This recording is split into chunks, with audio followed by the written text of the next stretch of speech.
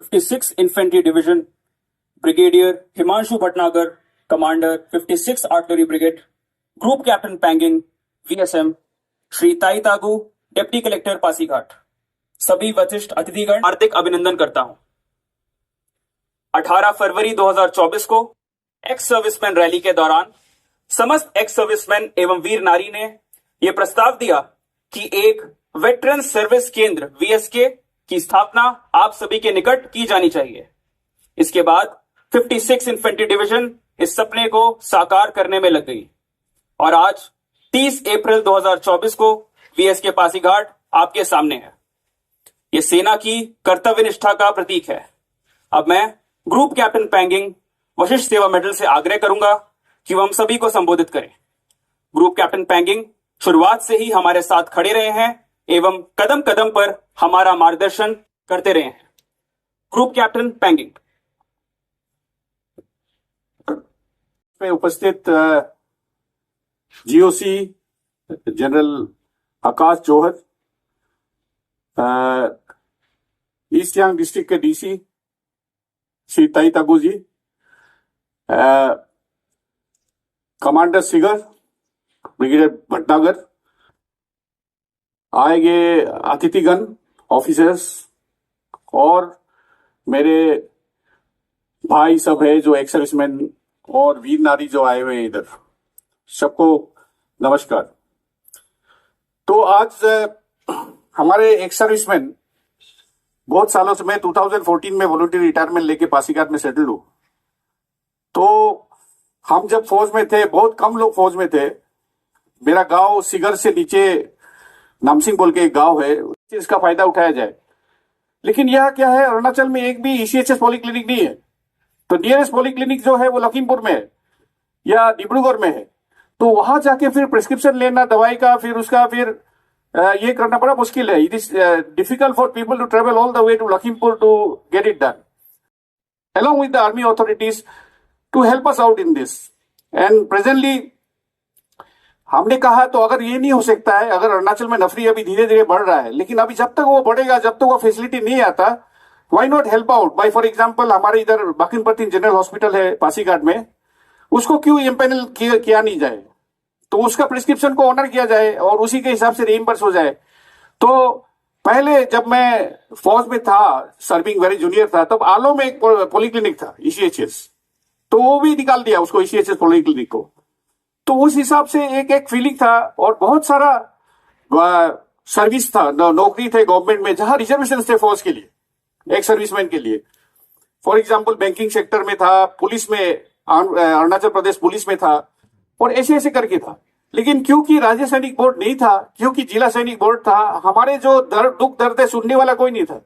अभी महंतो जी ने बताया, क्योंकि ऐसा नहीं है कि सैनिकों को हम लोग रेस्पेक्ट नहीं है, ऐसा नहीं है। हम लोग का we have a great respect and we look up to the army, the military, कि आप लोगों ही हम लोग का हीरो है, real hero in the life.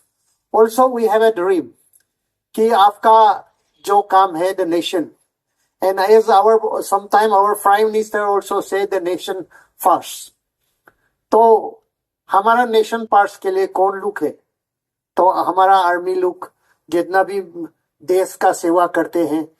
तो मैं ये चाहता है कि आप लोग जो भी एक सर्विसमैन अपना जो बेनिफिट है भरपूर लाभदायक उठाइए, क्योंकि ये सबसे बड़ा बात है। क्योंकि जैसे उन्होंने बताया, बहुत लोग एक सर्विसमैन होगा जो फैसिलिटीज को लेना के लिए दूर हो जाता है। तो मैंने भी लास्ट 1 ईयर से आर्मी लुक आया सिगर से बहुत बात किया और हमारा डीसी ऑफिस में ही मांग रहा था, तो मैं उसमें नहीं दे पा रहा था क्योंकि हम लोग का ऑफिस को डिसमेंटल हो रहा है। आप लोग देखा है, इवन मैं जो चैम्बर बैठता है उसको भी डिसमेंटल होने वाला है, तो वी कुडंट एडजस्ट। लेकिन फिर भी मैंने भी बहुत उसको भी आर्मी जो आया है, क्योंकि ये बहुत जरूरी है, स्वागत भी करते हैं कि हम सहायता देने के लिए भी हमारा डिस्ट्रिक्ट एडमिनिस्ट्रेशन एकदम ओपन है। और मैं तो ये भी चाहता है कि जो हमारा एक सर्विसमैन का यहाँ इवन पासीघाट में जिसका भी अलॉटमेंट का इश्यू है, प्रॉब्लम है, ऐसे वाला अगर होने से आपको ग्रुप कैप्टन जी आप इसको भी उन लोग का इश्यू को भी लेके हमको भी डिस्कस कीजिए, we can help them facilitate. क्योंकि कोई एक आर्मी का कोई अलॉटमेंट के लिए थोड़ा प्रॉब्लम हो रहा था, तो इसको भी गवर्नर से हम लोग क्लियरेंस लेके ये उसको भी बात किया। तो आप लोग को क्योंकि जमीन भी मिलना है, यहाँ जो बेचने वाला यहाँ का लोग है, क्योंकि कभी कभी सिविलियन में आप लोग ने मिलिट्री में काम किया, लेकिन सिविलियन का काम और दूसरा है, जो इसका इंट्रिकेसी बहुत लोग मालूम नहीं होता है, क्योंकि सिविल एडमिनिस्ट्रेशन का वो अलग होता है। तो इसलिए इसी में भी हम लोग आपका मदद करेंगे जरूर। और जितना भी आप लोग जो एक्स बैटलियन है, ये अभी जो ऑफिस खुला है उससे भरपूर आप बेनिफिट जरूर ले लीजिए। एक्स सर्विसमैन वेलफेयर हमारा एक बहुत ही फोकस्ड काम का पहलू है। मैं आज के इस अवसर पे बहुत खुशी हो रही है कि आप लोग सब यहाँ आए हैं इसका उद्घाटन करने के लिए, ये VSK का। मैं आपको अपना तजुर्बा बताता हूँ एक्स सर्विसमैन के साथ। मैं आर्मी हेडक्वार्टर में एक ऐसे अपॉइंटमेंट में था जो एक्स सर्विसमैन के साथ ही डील करता था। उसका नाम है department of Indian army veterans, और मैं वहाँ 1 साल मैंने वहाँ काम किया, और हाल ही में काम किया तकरीबन 2-3 साल पहले। तब मुझे मालूम पड़ा कि एक्स सर्विसमैन को क्या क्या तकलीफ है। उस अपॉइंटमेंट में जब मैं रहा तो मुझे महसूस हुआ कि हमारे एक्स सर्विसमैन को कितना तकलीफ है, क्या क्या प्रॉब्लम आता है। ग्रुप कैप्टन बैंक ने कुछ पहलू आपके सामने रखे, जैसे PCHS का पास नहीं होना, आपका पेंशन की सबसे ज़्यादा ग्रीवेंस आती है। उसके बाद विडोज की प्रॉब्लम, जब एक्स सर्विसमैन का देहांत हो जाता है तो विडो को क्या प्रॉब्लम आती है, क्यों पेंशन नहीं आ पाती उनके पास। उसके बाद बैंक आपको आपकी सही अमाउंट नहीं डालता, पेंशन वाले देते हैं लेकिन बैंक कभी कभी उसमें कुछ रोक देता है, तो बैंकिंग की तकलीफ होती है। फिर मेडिकल इश्यूज में न केवल ECHS लेकिन पैरल हॉस्पिटल में आप लोग को एंटरटेन नहीं किया जाता। जो ट्रीटमेंट आपको चाहिए उसके लिए सैंक्शन चाहिए होते हैं रीजनल सेंटर्स से। फिर एक बहुत अहम प्रॉब्लम आती है कि एक्स सर्विसमैन जब रिटायर होते हैं तो तकरीबन वो 40-45 साल के होते हैं, और 40-45 साल में उनके 2 छोटे बच्चे होते हैं और कोई काम नहीं होता उनके पास। तो दूसरी नौकरी ढूंढना, अच्छी नौकरी जो कि उनको एक लाइफ ऑफ डिग्निटी दे और अच्छी एक सेकंड सैलरी दे,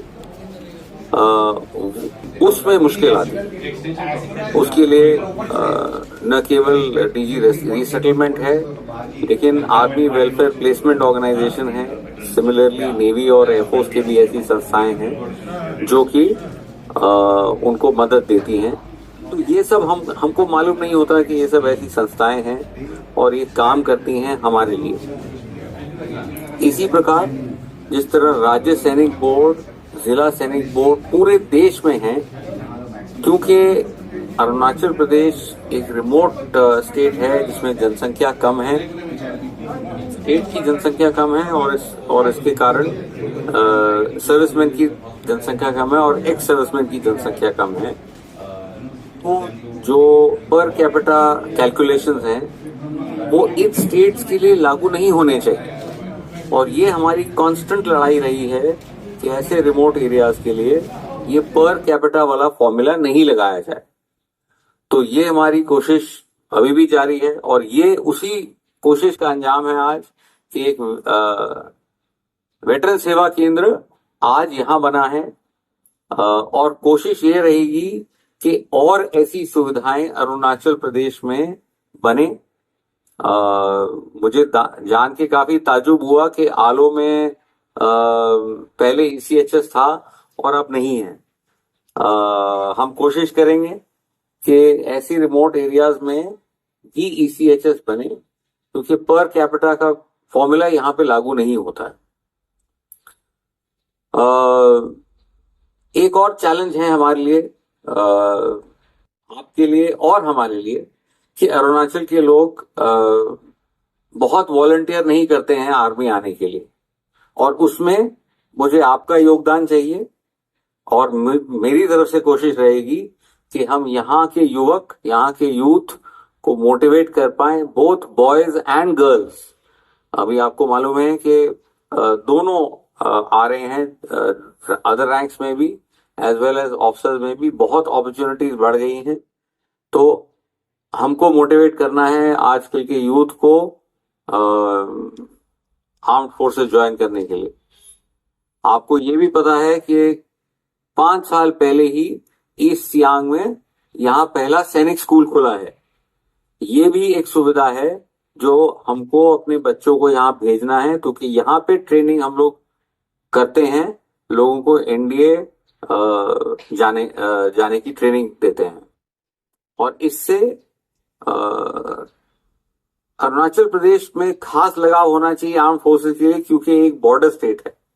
आप लोग बॉर्डर पे हैं, मेरी जो पूरी फॉर्मेशन है वो बॉर्डर पे तैनात है। जो लाइन ऑफ एक्चुअल कंट्रोल है, हम लोग दूसरी तरफ चाइना है, उस पे तैनात हैं। तो मोटिवेशन ऐसे बॉर्डर स्टेट्स में ज्यादा होता है यंग लोगों का कि वो फौज ज्वाइन करें। तो इसको आपने और हमने मिलके सुविधा इसमें देनी है, और सबको जानकारी देनी है, और बताना है कि फौज की लाइफ एक बहुत नोबल प्रोफेशन है, एक बहुत सेटिस्फाइंग प्रोफेशन है। हाल ही में जो पेंशन, आप लोग की पेंशन आ रही है, उसका सिस्टम चेंज कर दिया गया है। अब बैंक से ये CDA को रिस्पॉन्सिबिलिटी दे दी गई है, जिसके लिए स्पर्श की शुरुआत हुई है। और स्पर्श में क्योंकि आपके आधार कार्ड, आपकी फैमिली के सबके नाम अगर ठीक नहीं होंगे, तो स्पर्श में थोड़ी थोड़ी प्रॉब्लम आ रही है, और हमें पूरा मालूम है। तो हमने जो VSK यहाँ सेटअप किया है, उसमें जो सुविधाएं हैं, उसमें आप न केवल अपने स्पर्श की अमेंडमेंट, स्पर्श में जो डेटाबेस है उसको अमेंडमेंट कर सकते हैं।